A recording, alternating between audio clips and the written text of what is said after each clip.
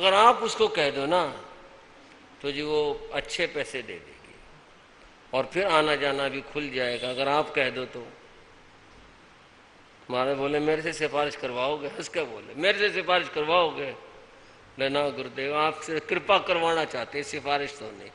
अगर आपकी कृपा हो जाए तो होगी कृपा। बोले अच्छा देखो कभी मौका बना तो। सुबह सुबह गुरु महाराज बाहर घूमने जाते थे, साथ में मैं होता था, मेरे कंधे पर हाथ रख के फिर जाते थे। एक दिन बोले चल इस गली में से चलेंगे। मैं कहा जी अच्छा। उस गली में उसका घर था और गुरु महाराज ने कृपा कर दी, उससे ठाने के चले गए। और जी उसने तो देखा क्या खुश हुई हो, गुरु महाराज मेरे तो भगवान आ गए, गुरुदेव बड़ी कृपा करी आपने तो, मैं तो निहाल कर दी। बड़ी खुशी खूब सारी, बार बार वंदना करे प्रार्थना करे बहुत। सब उसके बाद में गुरु महाराज बोले उसको, बोले सेठानी क्या बात है? बोले कुछ नहीं गुरु महाराज कोई बात नहीं, कृपा करो। बोले तो आते जाते नहीं दिखाई नहीं देती। हाँ जी महात्मा लोग आए हैं, आइए बैठिए, धर्म सभा में स्वागत है आपका, बैठिए। हाँ जी हाँ जी, हाँ आगे कुर्सी है बैठिए। तो आते जाते नहीं क्या बात है? बोले महाराज आप तो मेरे भगवान हो, मैं तो हर समय चरणों में हाजिर हूँ, बाकी इनसे जैन सभा वालों से मेरी नहीं बनती, इनकी मेरी समझ में नहीं आती बात। बोले अच्छा जैन सभा वाला कोई बात नहीं। बोले फिर इसकी दीक्षा हो रही है, वो तेरे पास आएंगे तो ध्यान रख लियो। बोले देखो गुरु जी आ मेरे भगवान हो, मैं जैन सभा वालों को बिल्कुल चंदा नहीं देने की, बड़ी साफ बात, मैं जैन सभा वालों को चंदा नहीं देने की। कहने लगी अब बात सुनो, कहने लगे आप कितने की किताब 1 से लाख तक, उस जमाने में संचोष ने बोली 1 से लाख तक कितने किताब छपो, आप किताब छपा दो, हाँ मेरे को और कोई सेवा बता दो, पर मैं जैन सभा वालों को चंदा नहीं देने की। गुरु महाराज हंस पड़े उसकी बात सुन के। अब आप सुनो आगे की बात बताता हूँ। गुरु महाराज ने मेरे यहाँ पास खड़ा था ना ऐसा, बोले किताब तो ये अपने आप छाप लेगा और बहुत छाप लेगा। सुनो पीसी जैन साहब क्या बोले, नुका किताब तो ये अपना आप छाप लेगा और बहुत छाप लेगा, तो किताबों की चिंता ना कर। आई बात समझ में कुछ? हाँ जी समझ में आई, किताब तो ये अपना आप छाप लेगा और बहुत छाप लेगा। उनकी कृपा हुई ना, उनकी कृपा का ही, उनके वचन का ही फल है।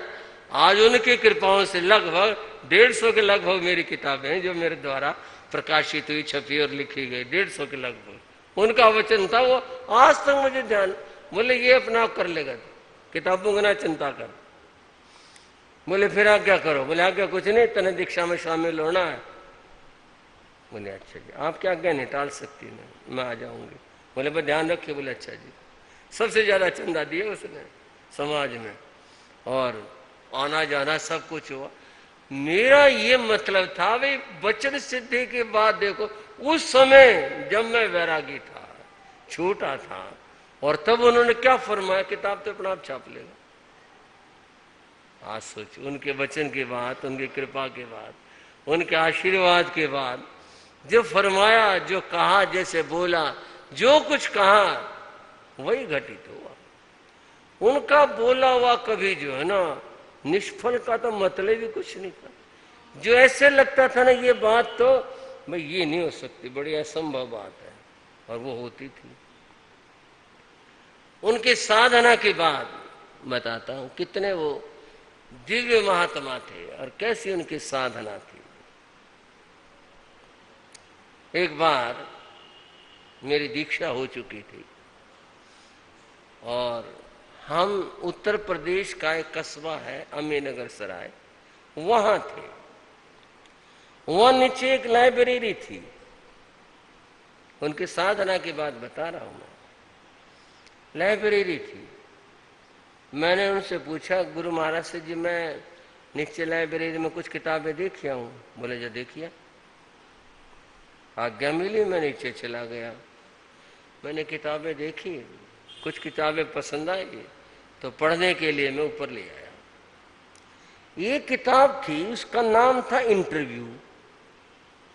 किताब का नाम इंटरव्यू था और उस किताब में बहुत सारे नेताओं के इंटरव्यू थे जो पत्रकारों ने लिए हुए थे। वो जो थे इंटरव्यू छपे थे। मेरे को नया सा लगा, मैं देखे भी इंटरव्यू कैसे लेते हैं। तो मैंने पढ़े तकरीबन, आप राजनीति में कैसे आए, आपने पढ़ाई कहाँ तक करी, आपको क्या पसंद है, आपको खाने में क्या पसंद है, आप देश के बारे में क्या सोचते हैं। ये ऐसे ऐसे बातें, प्रश्न थे इंटरव्यू, उनके उत्तर थे, बहुत सारे थे। मेरा मन एक बालक का ही मन था। मैंने क्या सोचा, मैं चलो गुरु महाराज का इंटरव्यू लेते हैं। बताओ, इतने बड़े महापुरुष का, और मेरे दिमाग में क्या है, माँ चलो गुरु जी का इंटरव्यू लेते हैं। मैं जी दूसरे दिन कॉपी और पेंसिल लेकर के उनके पास आया, वंदना करी मैंने। क्या बात है माँ जी, कुछ बात पूछनी थी। मैंने ऐसे करके, पूछ ले, क्या बात है, क्या पूछना। मैं बोला जी आपके मन में साधु बनने की कैसे आई, साधु बनने के कैसे आई। अच्छा, सुना नहीं तेने अब तक। मगना जी आप बताओ। बता दिया भाई, हमारे गुरु माया राम जी थे, मैंने उनका प्रवचन सुना था, उससे मेरे मन में वैराग्य हुआ, फिर मेरे मन में साधु बनने की आई। फिर मैंने और पूछा आपने कितनी तक तपस्याएं करी, क्या किया। ये सब बातें इधर उधर की, यूँ कह लो भाई एक बच्चे के दिमाग की बातें। मैंने बहुत सारी बातें पूछी। पूछने के बाद मैंने एक सवाल पूछा,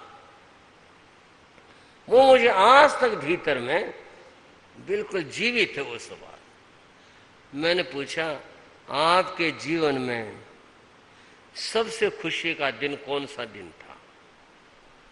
देखो भाइयों, मैंने भी क्या सवाल पूछा, इतने बड़े गुरु, और मैंने पूछा आपके जीवन, संतों के सारे खुशी के दिन होते हैं, बोला दुख का दिन कौन सा होता है। मैंने पूछा जी आपके जीवन में सबसे खुशी का दिन कौन सा था। मेरा ख्याल था, आपका भी ख्याल होगा, कि वो ये कहेंगे जिस दिन मैंने मुनि जीवन स्वीकारा, संन्यास लिया, वो जीवन में मेरा सबसे खुशी का दिन था। आप भी ये सोचेंगे, मैं भी ये सोचे बैठा था कि भाई ये कहेंगे। और मैं लिखता जा रहा था, साथ में जो जवाब दे रहे थे वो ऐसे थोड़ा सारे से लगे हुए थे। इस प्रश्न के पूछने पर वो बैठ गए, बोले खुशी का दिन। मगर हाँ जी, आपके जीवन में सबसे ज्यादा खुशी का दिन कौन सा था। वो थोड़े विचार में जैसे खो गए हों, ऐसे से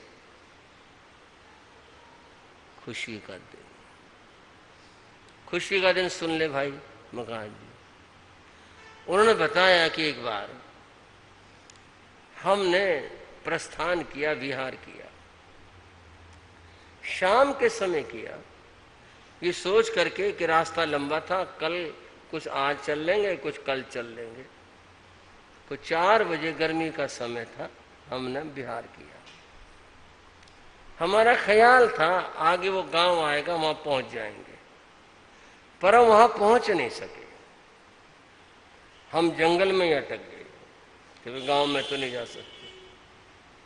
फिर सोचा चलो यहीं ठहरते हैं। सड़क थी और इधर उधर दोनों तरफ खूब सारे पेड़ थे, जंगल था।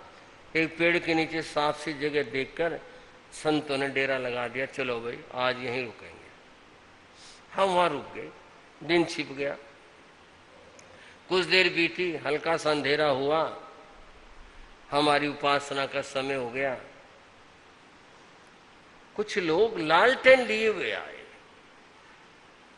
5-7 आदमी थे और कुछ को बोलते आ रहे थे। जब वो नजदीक से आए तो उन्होंने लालटेन ऐसे ऊंचे करी हमारे को देखने के लिए। उनको तो एकदम ही हमारा धर्म चिन्ह देख के कुछ और ख्याल हो गया। कई लोग डाकू समझ लेते, वो भी थोड़े से सावधान से हुए। फिर उन्होंने सड़क से ही पूछा, बोले आप लोग कौन हो भाई? हमारे एक संत ने उत्तर दिया, संत है भाई। वो नजदीक आ गए, देखा हाँ भाई संत है।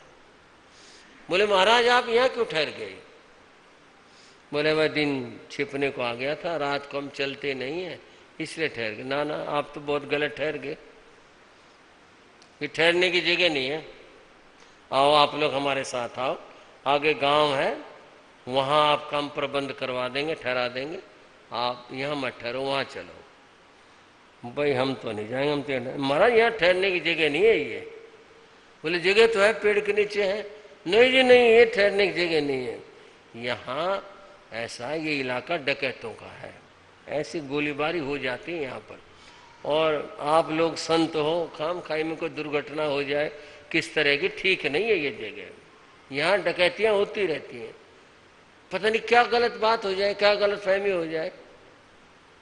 दूसरी बात उन्होंने एक और बताई, बोले इस जंगल में रीछ है, कई जगह तो ना शेर कुछ हो, बोले इस जंगल में रीछ है। तो जी रीछ भी बड़ा खतरनाक प्राणी होता है, आदमी पेड़ पर चढ़ जाए तो रीछ पेड़ पर चढ़ जाता, आदमी को वहां से भी गिरा लेता है।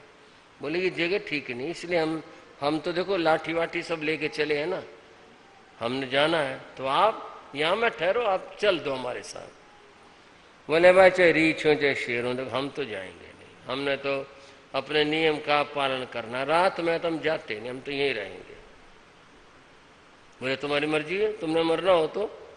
बोले मरे जिए कुछ भी हो, हम नहीं जाते। वो लोग चले गए, हम वहां ठहर गए। संतों ने सुना, थोड़ा सा तो ख्याल आया, भाई गलत जगह ठहर गए, चलो डाकुओं के तो डाकू हमारे से क्या छीन लेंगे, हमारे पास तो ये कपड़े हैं और कोई चीज नहीं, कोई माया नहीं, कोई धन नहीं।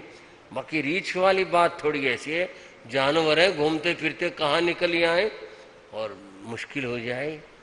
थोड़ा सा संतों के मन में ख्याल आया।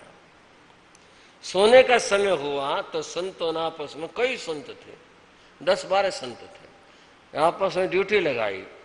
बोले भाई 2-2 संत जो हैं वो जागते रहे, एक उधर मुंह करके बैठे, एक उधर मुंह करके बैठे, और कोई बात हो, कोई खतरा हो तो सबको जगा दें, और बारी बारी से 12 बजे तक 2 बैठ लें, उसके बाद फिर 2 बैठ लें, फिर 2 बैठ लें। ये संतों ने तय किया। गुरु महाराज योगी राज अपने इंटरव्यू में मुझे बताने लगे, बोले मैंने उससे कहा क्या बात है? बोले जी ऐसे ऐसे ड्यूटी लगाई है। बोले कुछ नहीं, ड्यूटी आराम करो, मैं बैठा हूं। बोले गुरु बैठेंगे और हम सोएंगे, गुरु महाराज ये कैसे होगा? बोले नहीं, मैंने कुछ देर भजन करना है, मेरा मन है, तो जब मेरा मन होगा तुम्हारे को जगा दूंगा, तुम आराम कर लो, मैंने तो भजन करना है। बोले नहीं गुरु महाराज। बोले देख लो तुम्हारी मर्जी है भाई, मैं तो बैठूंगा। संतों में बैठ गए। बोले कुछ दूरी पर दूसरा पेड़ था, सांप था, वो भी उसके नीचे, मैं उसके नीचे जाके ध्यान में बैठ गया। उन्होंने बताया कि लगभग उस समय, लगभग घड़ी तो थी नहीं, एक अंदाजा सा ही था कि लगभग 9 बजे के आसपास का समय होगा, और मैं वहां जाकर के अपने समाधि में बैठ गया। मुझे नहीं पता संतों में किसकी ड्यूटी बदली, कौन आया कौन क्या हो, मुझे नहीं पता, मैं अपने समाधि में बैठ गया। सुबह के 4 बजे जाकर के मेरी समाधि टूटी, मैं बैठा ही रहा, अचल बैठा रहा। और समाधि भी तब टूटी जब संतों को सबके जागने का समय हो गया, और उपासना का समय, प्रतिक्रमण का समय हो गया, जो सारे साधु जग गए, थोड़ी सी हलचल सी हुई ना, आपस में हाँ भी उठ जाओ भाई टाइम हो गया, तब मेरी समाधि टूटी। तब मैंने देखा, मैंने पूछा हाँ भाई क्या बात है, क्या बज गया होगा? बोले गुरुदेव अब तो सुबह का समय होगा, लगभग 4। अच्छा 4 बजे का समय हो गया। बोले मैं उठ करके संतों के बीच आ गया, उपासना करनी थी। उन्होंने कहा मेरी जिंदगी का सबसे सुख का दिन वो था जब मैं उस दिन लगभग 7 घंटे तक समाधि में बैठा रहा। मुझे नहीं पता क्या हुआ, क्या डर होता है, क्या चीज होती है, मुझे अपने शरीर का भी कोई भान नहीं था। मैं उस स्थिति में था बस मुझे नहीं पता, मैं अपने अंतर में, अपने आत्मा में था।